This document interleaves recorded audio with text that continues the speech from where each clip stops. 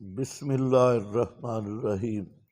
وما اہلکنا من قریۃ، تخویف دنیاوی ہے، اور نہیں برباد کیا ہم نے کسی بستی کو کفر کی وجہ سے، الا ولہا کتاب معلوم، مگر تھی اس بستی کے لیے کتاب معلوم، کتاب مقرر معین،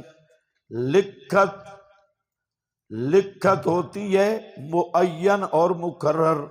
ہر بستی ہر قوم کی عمریں ہم نے ناپ کے رکھی ہیں، جب اس کی عمر پوری ہوتی ہے عذاب کا وقت تو اس وقت معین پہ عذاب آتا ہے۔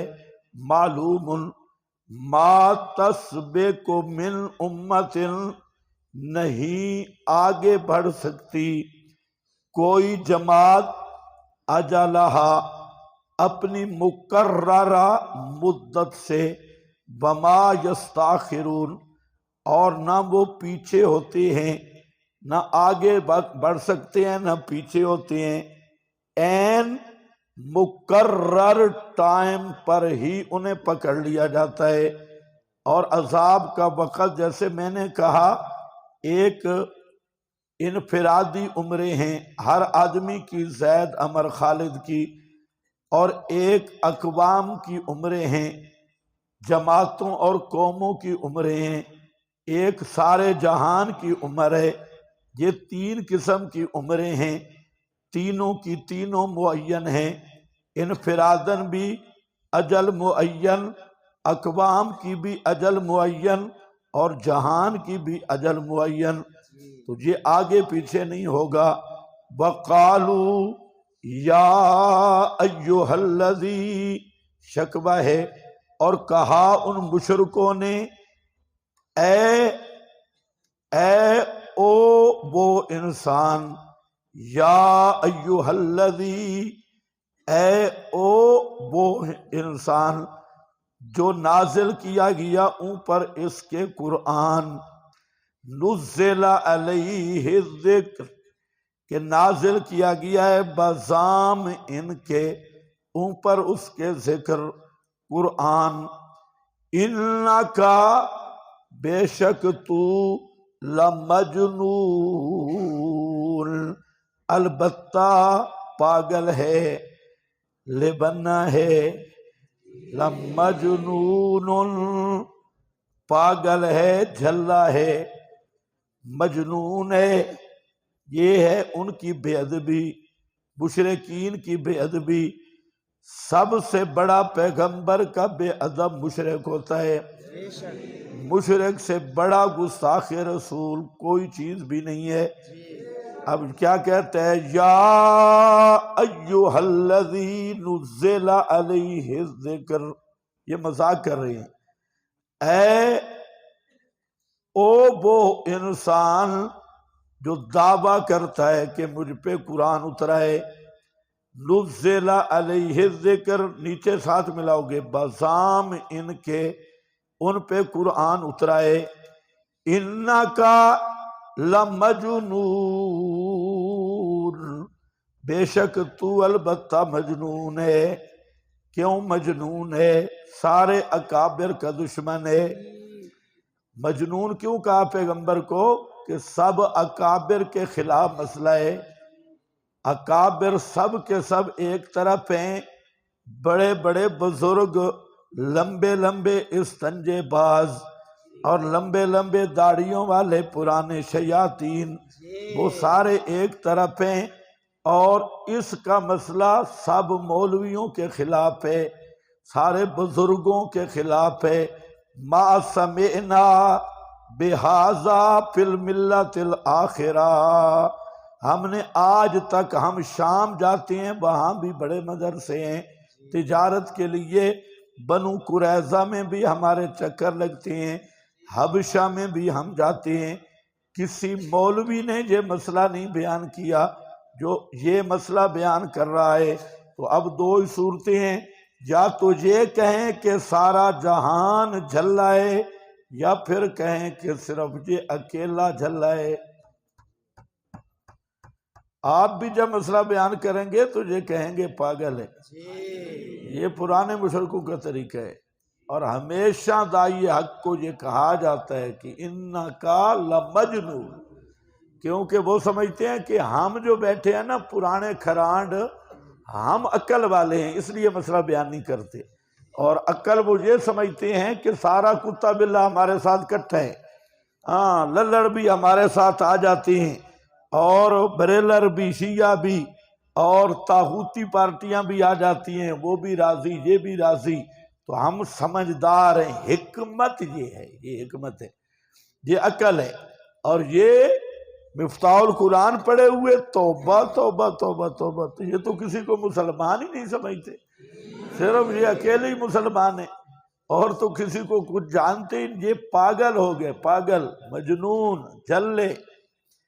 یہی بات انہوں نے بھی کی تھی. لکھا ہے عبارت حوالہ، صوفی پریشان نہ ہوں، اوپر لکھا ہے ابن کثیر کا حوالہ ہے، پڑھو ذرا.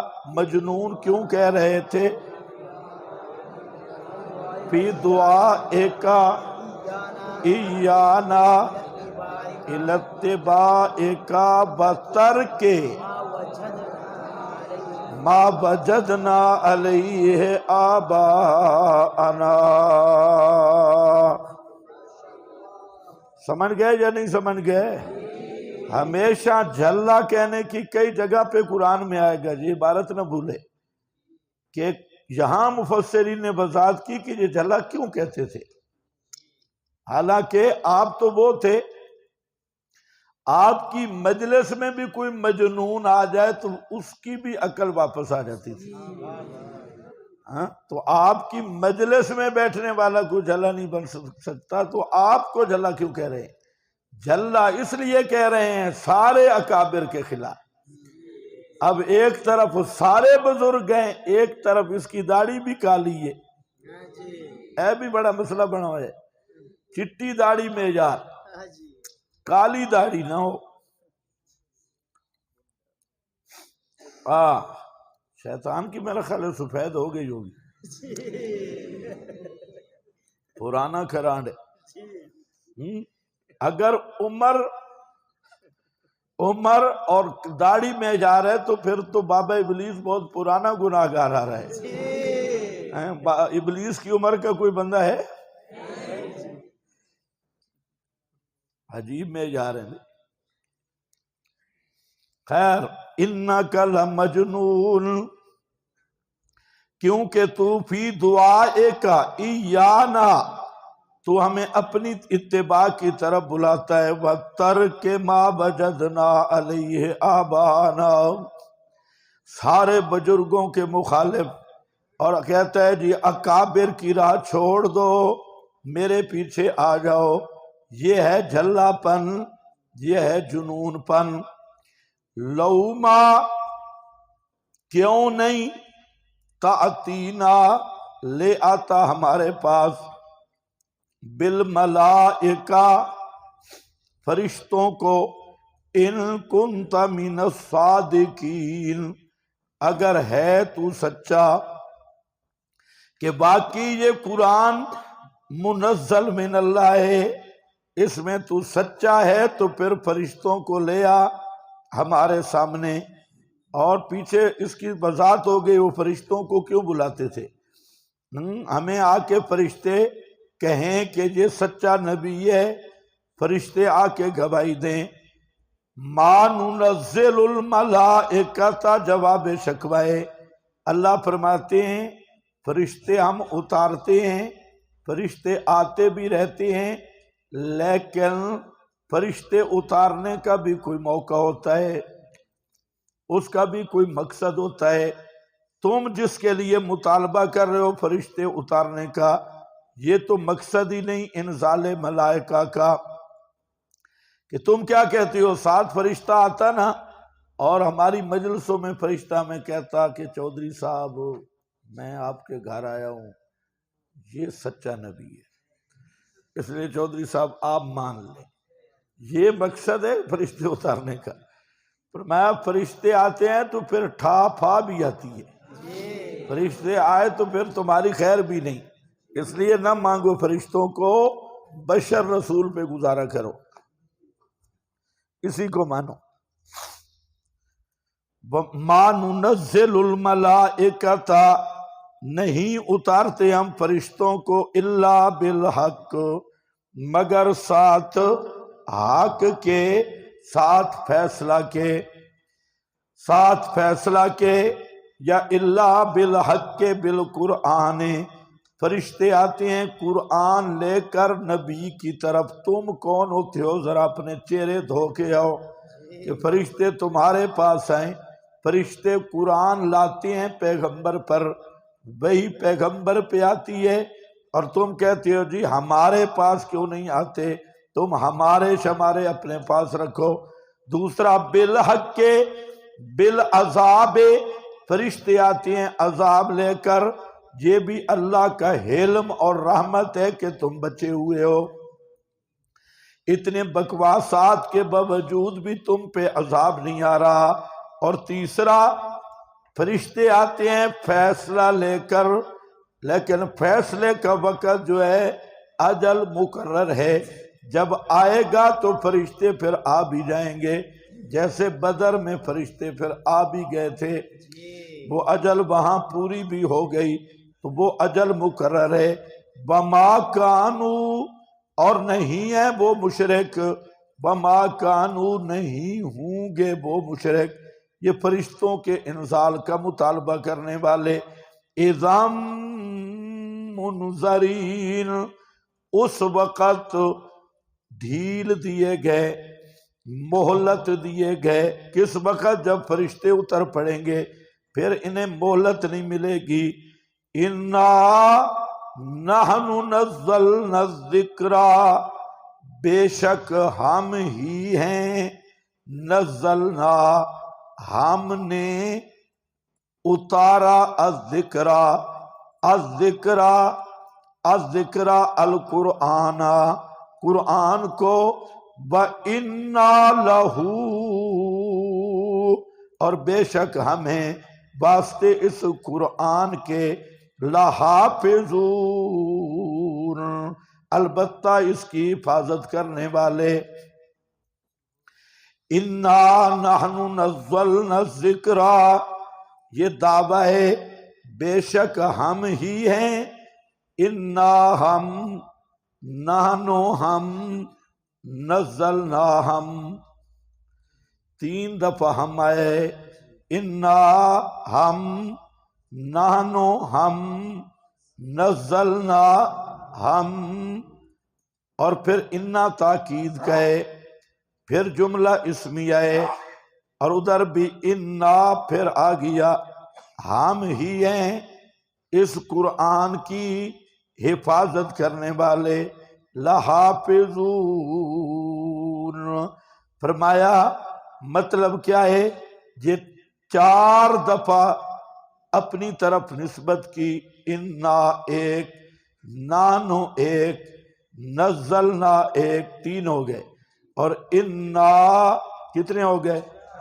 یہ 4 دفعہ یہ قائم مقام ہے 4 گواہیوں اور شہادتوں کے۔ اللہ نے 4 گواہیاں گویا دے دی کہ یہ قرآن اتارا جیسے ہم نے ہے، اس کے محافظ بھی ہم ہیں، اس کی حفاظت کرنے والے بھی ہم ہیں، اس کے محافظ بھی ہم ہیں، اتارنے والے بھی ہم ہیں، حفاظت کرنے والے بھی ہم ہیں۔ اور جملہ اسمیہ میں بیان یہ ہوا کہ یہ حفاظت عارضی نہیں ہے، لوح محفوظ سے قرآن چلا، جب تک قرآن رہے گا اس وقت تک ہم ہی اس کی حفاظت کریں گے۔ یہ دائمی حفاظت ہے، پیغمبر پہ موت آ جائے تب بھی محفوظ ہے، امت کے پاس رہے گا تب بھی محفوظ رہے گا۔ یہ قرآن کی جیسے حاکمیت شان ہے، اسی طرح محفوظیت بھی قرآن کی شان ہے۔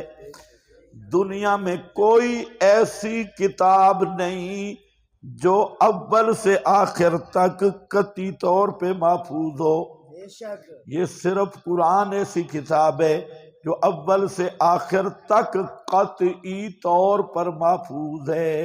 بے شک ہاں بھئی بے شک سمجھو، کس چیز سے محفوظ ہے، اور ضمیر کا مرجع کیا ہے؟ انا لہو، پیچھے کس کا ذکر ہو رہا ہے؟ الذکر، الذکر۔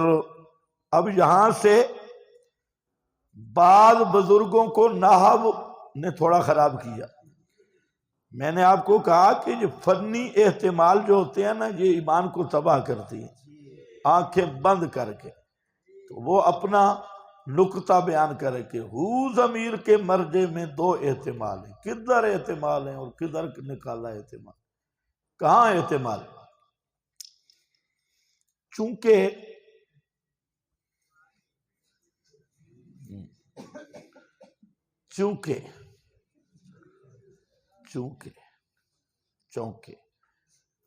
تو ہو ضمیر کا مرجع بن سکتا ہے نبی پاک صلی اللہ علیہ وسلم بھی،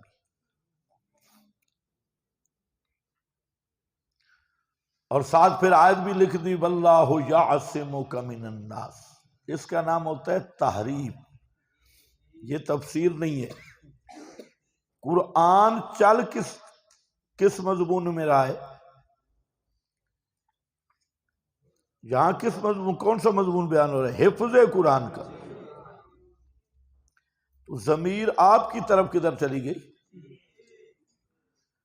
بات قرآن کی چل رہی ہے، تو ضمیر ادھر کیوں نہیں کھڑی ہوئی اور پر طرف کدھر احتمال پیدا ہو گیا؟ بالکل تحریف ہے۔ اسی کو اس اللہ یاری مداری نے لیا اور پھر تمہارے مولویوں کو اس نے تباہی پھیر دی۔ آگے مولوی پڑے ہوئے بہت ہوتے ہیں، اس نے حوالے 2-3 دے دیے، اس نے کہا دیکھو ہو ضمیر کے مرجع میں 2 قول ہے، آگے یہ چپ۔ اس کو کہے بھئی تیرے ولادت میں بھی 2 احتمال ہیں، ایک یہ ہے کہ تیرے باپ کا کوئی پروگرام ہو یا پڑوسی کا ہو، کوئی احتمال نہیں، کوئی کہے احتمال نہیں کہ باپ کا ہے یا پڑوسی کا ہے۔ لیکن احتمال وہ معتبر ہوتا ہے جو ناشی عن دلیل ہو، جو احتمال ناشی عن دلیل نہیں وہ اس کا اعتبار نہیں، ورنہ تو ہر چیز میں احتمال ہے۔ کون سی چیز ہے جس میں احتمال نہیں ہے؟ تو یہاں بات کس کی چل رہی ہے؟ قرآن کی۔ احتمال کئی ہوتے ہیں، احتمال مراد کون سا ہوتا ہے؟ ناشی عن دلیل ایک، دوسرا سیاق القرآن مستقل حجت ہے، تیسرا مرجع مذکور حقیقی ہے۔ مرجع جب مذکور ہے تو عود الی المرجع حقیقت ہے، اور مرجع مذکور ہونے کی صورت میں عود ایسے مرجع کی طرف جو صراحتاً کہیں بھی نہیں، تو یہ مجاز ہے۔ تو حقیقت اور مجاز میں فرق ہوتا ہے۔ تو ایسے کہہ دینا احتمال آ گیا، کوئی احتمال نہیں، ورنہ یہ ایسا ہی احتمال ہے جو ابھی جو میں نے ذکر کیا۔ ہاں تو ایسا احتمال اگر ثابت ہوتا ہے تو پھر تو بہت ساری چیزیں ثابت ہو جائیں گی، ورنہ نہیں ہوتا۔ تو انا نحن نزلنا الذکر، اس لیے اوپر لکھا ہوا ہے یہ کیا چیز ہے؟ هو القرآن، هو انا لہو هو القرآن وهو الحافظ لہ، اور اللہ ہی اس کی حفاظت کرنے والا ہے، کس سے؟ من التغییر والتبدیل، اس میں تغیر بھی نہیں، اس میں تبدل بھی نہیں۔ ناسخ اور تحریف میں فرق ہوتا ہے۔ ناسخ منزل کی طرف سے ہوتا ہے، اور تغییر تحریف منزل الیہم کی طرف سے ہوتا ہے۔ اس لیے ناسخ و تعریف نہیں ہوتا۔ یہاں یاد رکھو مسئلہ کہ روافض یہ بالجملہ تمام کے تمام شیعہ مذہب کا بنیادی عقیدہ یہ ہے کہ قرآن میں تحریف ہوئی ہے. رافضی مذہب کا یہ نظریہ ہے، اور یہ نظریہ کوئی بارو بار کتب میں نہیں. یہ نظریہ 3 تصریحات کے ساتھ موجود ہے. ایک لفظ ہے لفظ تحریف کی صراحت، دوسرا لفظ تواتر کی صراحت، اور تیسرا لفظ عقیدہ کی صراحت. کتنی صراحتوں کے ساتھ ہے؟ شیعہ مذہب میں یہ لفظ 3 صراحتوں کے ساتھ موجود ہے. ایک صراحت لفظ تحریف کی ہے کہ جو یہ قرآن محرف ہے، حرفا ببدلا بزیدا بنکسا. کتنے لفظ ہیں؟ 4. حرفا ببدلا بزیدا بنکسا. 4 قسم کی تحریف ہو چکی ہے. یہ قرآن بدلا گیا، آیات بدلی گئی، کلمات بدلے گئے، ترتیب بدلی گئی، صورتیں بدلی گئی، اور پھر زیدہ کچھ چیزیں نئی ڈال دی گئیں. نوکے سا کچھ جو قرآن اترا تھا اس سے کم کر دیا گیا، نقص کیا گیا. اور یہ کس کی طرف سے؟ صحابہ کی طرف سے. اور اس پر شیعہ مذہب کہتا ہے کہ متواتر روایات معصومین، تواتر کا لفظ ہے، اور پھر یہ کیا ہے؟ عقیدے کا لفظ ہے کہ ہمارا اس پہ عقیدہ ہے. عقیدہ ہے 3 تصریحات کے ساتھ. ہمارا دعویٰ یہ ہے کہ جو اس قرآن میں تحریف، تنقیص، زیادت کا قائل ہو وہ مرتد ہے اور وہ کافر ہے.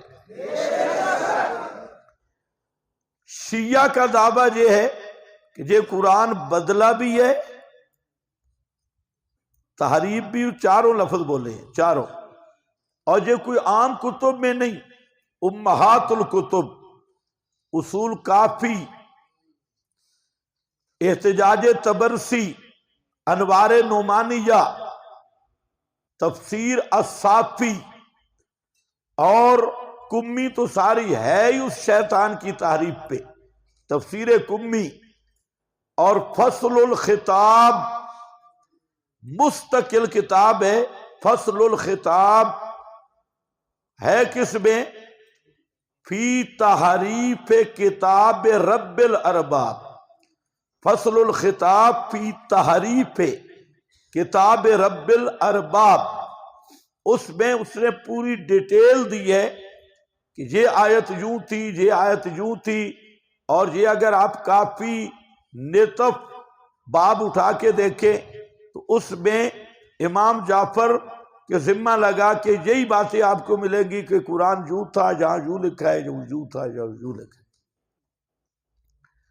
مثلا کنتم خیر امہ، کہتے ہیں یہ امت کا لفظ شرم نہیں آتی؟ امت پڑھتے ہو، امت کہتے ہیں یہ خیر امت ہے جس نے حسین کو شہید کیا، یہ خیر امت ہے جس نے آل رسول پہ ظلم کیا. تو اس لیے اصل میں کنتم ہاکذا نزلت کنتم خیر ائمۃ، تم بہترین امام ہو، امہ غلط پڑھتے ہو. ہاکذا نزلت. تو یہ بات ذرا ذہن میں رکھو. میں نے جو لفظ کہیں اس کو ذہن پہ ڈالو. کتنے لفظ ہیں؟ شیعہ کہتے ہیں سنی تعریف کے قائل، ہم کہتے ہیں ان 3 کلمات کی تصریح کے ساتھ جس سنی آپ ہمیں بتا دیں گے ہم اس سنی کو مرتد کہیں گے، جو بڑا ہو یا چھوٹا ہو. باقی جو روایات ہیں، اچھا آپ کے مولوی بھی تحریف کے قائل ہیں، یہ بھی آپ کو بتا دوں. روایات موجود ہیں بخاری میں بھی، مسلم میں بھی باقاعدہ. جیسے رات ہم پڑھ رہے تھے رجالہ رجال صحیح، یوں نہیں تھا یوں تھا، کاتب سے غلطی ہوئی، مسٹیک ہوئی، یہ کسی کو بتانا نہیں. بہرحال تمہارے سارے مولوی تعریف قرآن کے قائل. وہاں پر وہ صرف اتنا کبھی کہہ دیتے ہیں یہ اور قرات ہے، قرات کے بچے قرات اور ہے، یہ کیا ہے؟ راوی نے جو لکھا، بعض ایتیں وہ ہیں جو بخاری میں لکھی ہیں لیکن اس قرآن میں نہیں ہے، ایسی آیات بھی ہیں۔ تو خیر بہرحال تو اہل سنت کا قطعی نظریہ ہے کہ یہ قرآن محفوظ ہے، اور اس کے یہ امر قطعی ہے، اس کا منکر کافر ہے، اور اس کے مقابل جو روایت بھی آ رہی ہے جس میں تحریف قرآن کا ذکر ہے، فَضْرِبُوهُ عَلَى الْجِدَارِ، اس کی کوئی حیثیت نہیں ہے، اور قرآن کا یہ بیان اور اعلان حق ہے، اِنَّا نَحْنُ نَزَّلْنَا الذِّكْرَ وَإِنَّا لَهُ لَحَافِظُونَ، ہمارا اس پہ ایمان ہے، اور ہمارا اس پہ بھی ایمان ہے کہ جو مواد اس آیت کے خلاف کھڑا ہے، چاہے بخاری میں، چاہے مسلم میں، چاہے سیاہ ستہ میں، وہ سب کذابین، شتام، شیاطین، راویوں کی کارستانی ہے، یا پھر یہ ہے کہ بعض نیک راویوں کا نسیان اور خطا ہے، دو میں سے ایک ہے۔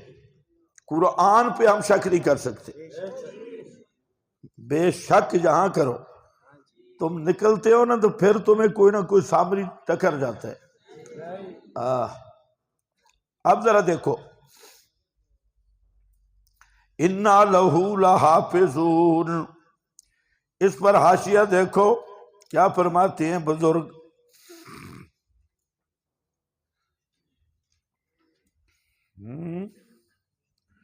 کدھر ہے حاشیہ اس پہ؟ اگلا صفحہ ہے، حافظہ فی کل وقت، کل وقت کہاں نکالا؟ جملہ اسمی ہے، میں نے کہا کہ یہ حفظ دائمی ہے، اسی کو یہ بیان کر رہے ہیں، حافظہ فی کل وقت، کس سے پاک ہے؟ من الزیادت والنقصان والتحریف والتبدیل بخلاف الکتب المتقدمہ، پس انہ لم یتولا حفظہا، اللہ نے ان کی حفاظت کی، نگرانی کی ذمہ داری نہیں لی، انما استحفظہا الربانیون، بل احبار ان کی حفاظت کے ذمے کس کے ذمے تھی؟ ربانیین، احبار کے، جو ان کے مولوی پیر تھے۔ فاختلفوا فیما بینہم بغیا فوقع التحریف ولم یکل القرآن، اللہ نے سپرد نہیں کیا قرآن الی غیر ہی، الی غیر ہی لفظ ہے، الی غیر ہی، اپنے غیر کی طرف اللہ نے قرآن کو سپرد ہی نہیں کیا، سونپا ہی نہیں ہے، حفظہ، اس کی حفاظت کو، وقد جعل، اور بنایا، انا لہ لحافظون، دلیلا علی انہ منزل من عنده، یہ بھی بیان کر دیا کہ یہ آیت منزل من اللہ ہے، اذ لو کان من قول البشر، کیونکہ اگر یہ قول بشر ہوتا یا کوئی غیر آیت ہوتی تو اس میں زیادت اور نقصان اس میں ضرور آ جاتا، یعنی اگر قرآن میں تبدیلی کرنی کسی نے ہوتی یا ہو سکتی ہوتی تو اس آیت کو نکالتے۔ تم نہیں سمجھے بابا کیا کہہ رہے کہ یہ آیت گارنٹی دے رہی ہے نا کہ قرآن میں تبدیلی، اگر کسی نے قرآن کو بدلنا ہوتا اس آیت کو نکالتا، جب یہ آیت بھی موجود ہے تو دلیل ہے کہ قرآن میں نہ نقص ہے، نہ زیادت ہے، نہ تعریف ہے۔ یہ عجیب دلیل دی بابے نے، زبردست دلیل دی۔ اس نے کہا اگر نکالنا ہوتا، جیسے حضرت عائشہ نے فرمایا تھا کہ آپ نے کوئی چیز چھپانی ہوتی تو کس کو چھپاتے؟ تخفی ما فی نفس کا، سورہ احزاب والی آیت۔ تو جب آپ نے یہ نہیں چھپائی تو اور کون سا قرآن چھپائیں گے؟ تو یہ کہتا ہے اگر کوئی قرآن میں تبدیلی کرتا، تحریف ہو سکتی ہوتی، تو کم از کم اس ٹکڑے کی ہو جاتی انا لہو لحافظون۔ جب یہ ٹکڑا موجود ہے تو باقی قرآن کیسے بدل سکتا ہے؟ پتہ نہیں تمہیں سمجھ آیا اللہ کے؟ یہ بڑی بات کی اس نے۔ اگلی عبارت ہے من ان یزاد فیہ او ینقص منہ، حفاظت اس سے ہوگی کہ اس میں یزاد فیہ او ینقص منہ، ینقص منہ اس سے نکالا جائے۔ حضرت قتادہ کہتے ہیں ثابت بنانی اس نے کہا حفظہ اللہ من ان تزید فیہ الشیاطین باطلا او تنقص منہ حقا فتولا۔ اللہ خود ذمہ دار ہے قرآن کی حفاظت کا۔ ہاں آگے اسرائیلی اور مامون کا ایک لمبا واقعہ ہے لیکن اسے ہمیں ضرورت کوئی نہیں ہے۔ تو یہاں آگے پھر فلا یا تریہ زیادت بلا نقصان بلا تحریف بلا تبدیل بخلاف غیرہ من الکتب المتقدمہ فإنہ تعالی لم یتکفل حفظها بل قال تعالی، اللہ نے فرمایا ان الربانیین والاحبار، یہ وہ ہیں ان کو اس کی حفاظت کا ذمہ دار بنایا۔ تو حاصل یہ ہے اہل سنت کا لوہے کی لاٹھ سے مضبوط عقیدہ ہے کہ قرآن میں نہ زیادت ہے، نہ تعریف ہے، نہ تنقیص ہے، نہ ہو سکتی ہے، نہ قیامت تک ہوگی۔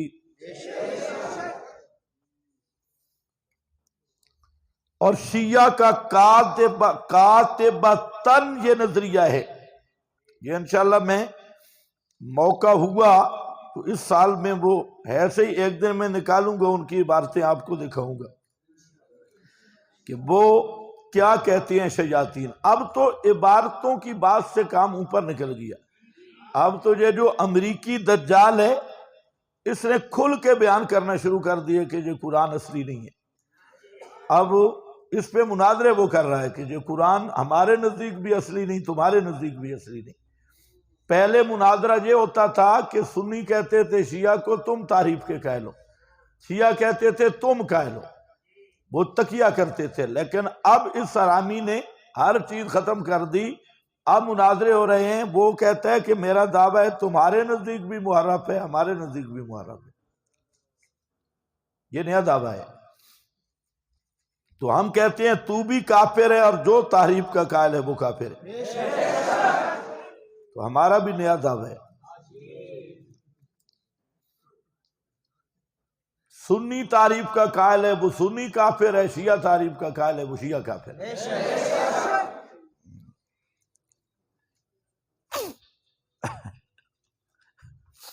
اچھا جی،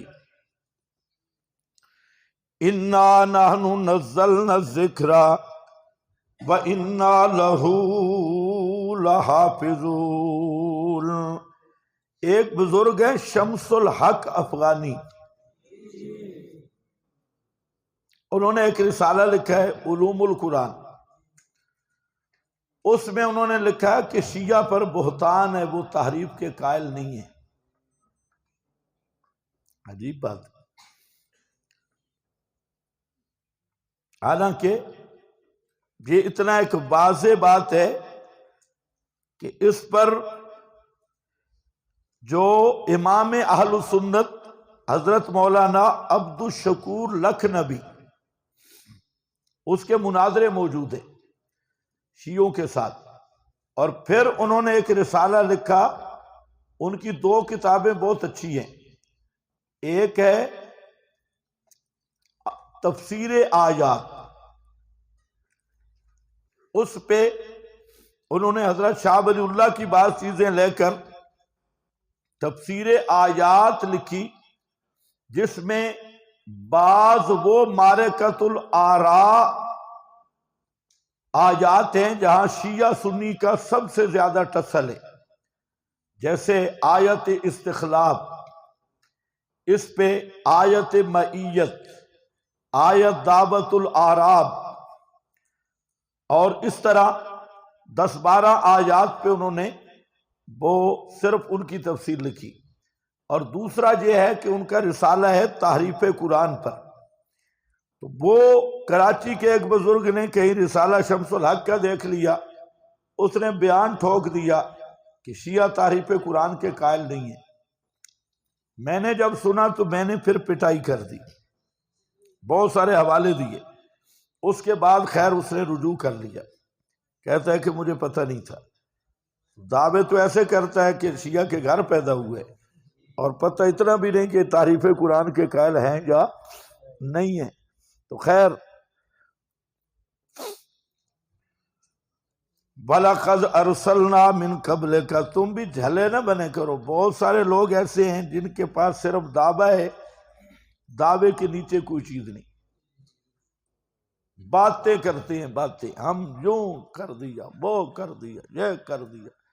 چادر اتارو تو نیچے چیز ہی کوئی نہیں۔ جیسے حضرت علی نے پکڑا تھا معبور کو، ہاں اس پر بھی تھا، اس نے یہ کر دیا وہ کر دیا، چادر کھل گئی، حضرت علی نے کہا اس کے ساتھ تو چیز ہی کوئی نہیں۔ یہ بہت سارے مولوی اسی طرح ہیں۔